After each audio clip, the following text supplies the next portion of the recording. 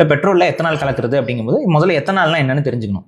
So ethanol அப்படிங்கிறது என்னன்னா வேற ஒன்றும் கிடையாது. நம்ம டாஸ்மார்க்கில் வந்து விற்கிறாங்க பார்த்தீங்களா சாராயம், அது எல்லாமே எத்தனால் தான். ஸோ எத்தனாலுங்கிறது ஆல்கஹால்.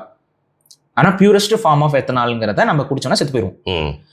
ஸோ இப்போ நீங்கள் இந்த சாராய கடையிலலாம் வச்சு குடிக்கிறதுலாம் வந்து பார்த்தீங்கன்னா மிஞ்சி போதா எத்தனால் கண்டென்ட் அதில் எவ்வளோ இருக்குன்னு பார்த்தீங்கன்னா 10, 20, சிலது ரொம்ப எரியிற மாதிரியான ஆல்கஹால்லாம் வந்து பார்த்தீங்கன்னா 40 இருக்கும். ஸோ இந்த டக்கீலா, அதுக்கப்புறம் வந்து இந்த அதெல்லாம் வாயில் விட்டா எரியும்பாங்கல்ல, ஸோ அந்த மாதிரியான ஆல்கஹால்லாம் வந்து பார்த்தீங்கன்னா 40% இருக்கும்.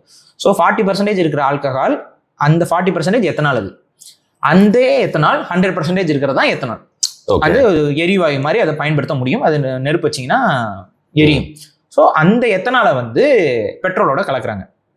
இப்போ இதில் கலக்கிறதுல என்ன பிரச்சனை அப்படின்னா, உலக நாடுகளில் நிறைய நாடுகளில் எத்தனால் 100% எத்தனால்லாம் கூட இன்ஜின்ஸ் வந்து ரன் ஆகிறது சாத்தியம் தான். அதுல எல்லாம் மாற்றுக்கிறது கிடையாது.